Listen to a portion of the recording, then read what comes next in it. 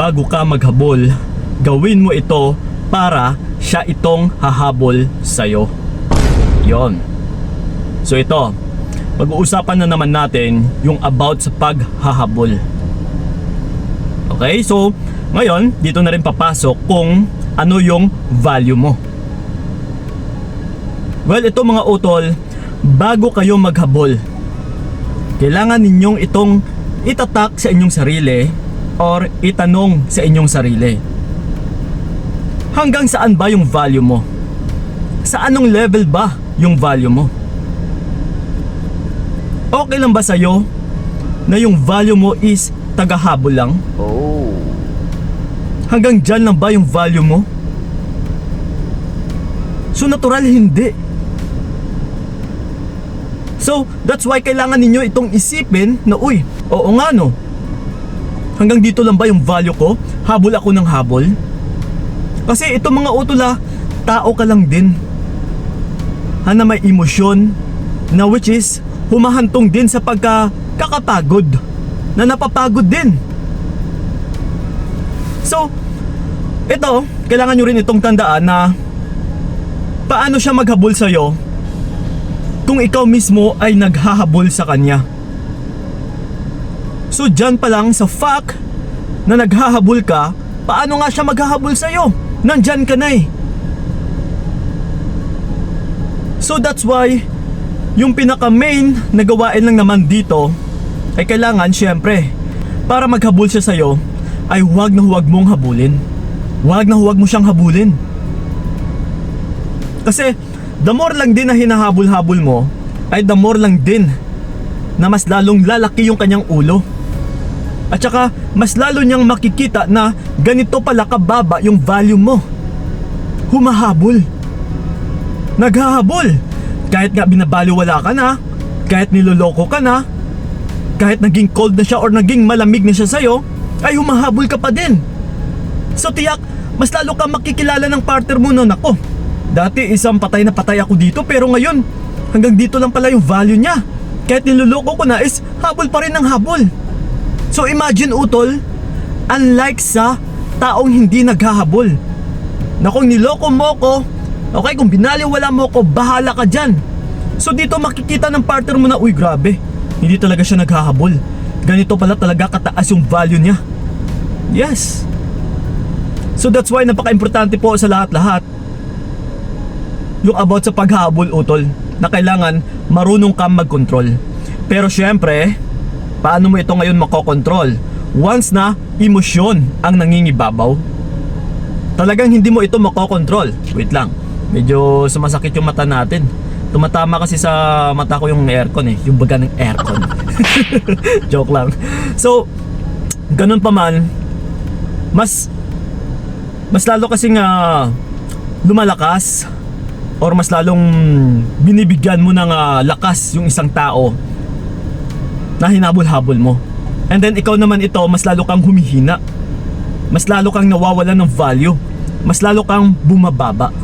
So ngayon, about sa iyong emosyon na hindi mo ito nakokontrol, na Kuya Kiko, gusto ko talaga siyang habulin, ayoko siyang mawala, ayoko siyang magsawa sa akin, ayoko siyang mapunta sa ibang babae, sa ibang tao.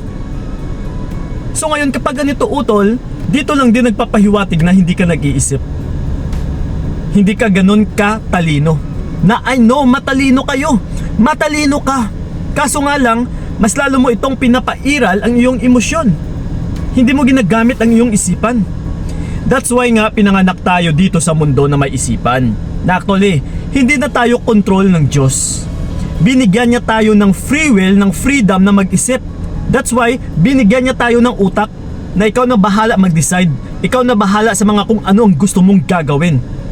Ikaw na yung mag-isip na kung ano yung tama at saka mali. Yes. So ngayon kung puro ka emosyon, yung emosyon hindi yan nag-iisip. Kagaya dati sa sinabi ko, yung puso natin is kaya nitong mahalin lahat-lahat. Rapist, magnanakaw, siraulo, manloloko, sinungaling. So kung walang nag-uutos na utak, eh talagang mamahalin ito ng puso natin. Kagaya ngayon, minamahal mo yung taong manloloko, ibig sabihin puro puso ang pinapairal mo. So ngayon, saan yung utak mo? Saan yung pag-iisip mo? Kailangan mo itong gamitin, utol. That's why may utak ka, dahil siya itong uutos sa puso mo na, uy, teka lang puso, huwag mong mahalin yan kasi magnanakaw yan, kasi manluloko yan, kasi rapist yan, kasi sinungaling yan, manggagamit yan. So yun po yung silbi ng utak natin. That's why huwag puro puso. Yung puso natin, utol, nandyan talaga yan, mapagmahal lang. Mamahalin niya kahit sino. That's why huwag kang matakot na mawala yung taong yan. Kasi yung puso mo hanggat dyan or nandyan yan or buhay yan, ay magmamahal at saka magmamahal pa ulit yan. So kailangan mong pumili na mas nakakarapat, na may pagkikare sa'yo, na deserve mo ring mahalin at saka deserve ka ring mahalin. Hindi yung binabaliwala ka. Kagaya neto, habol ka ng habol. So sa kahahabol mo, utol, para ka nang naging asong ulol. Pasensya sa term natin ha, pero yung kasi yung salitang kalye, na kung minsan talagang ganito yung kahahantungan mo kung habol ka ng habol. Kasi hindi ka naman aso eh, tao ka, utol. Bakit ka maghahabol? Yung sa pagmamahalan kasi is hindi ito pinipilit. Yung love ay hindi natin ito pipilitin. Kung mahal ka niya, babalik at saka babalik yan nang wala kang ginagawa. Kagaya dati, kagaya sa inyo na mga babae, nanligaw yung lalaki, di ba? Nanligaw sa inyo. May ginawa ka ba sa kanya dati? Wala. Bigla lang siya nagkagusto sa'yo. Bigla lang siyang napaibig sa'yo nang wala ka namang ginagawa. So yun po. Yun po yung proseso ng pagmamahal. That's how it works. Kung paano kumilos yung pagmamahal na kahit wala kang gagawin. So kagaya nga neto, bakit mo siya hahabulin kung ayaw naman talaga sa'yo? Hayaan mo siya. Huwag mong pilitin na mahalin ka ulit.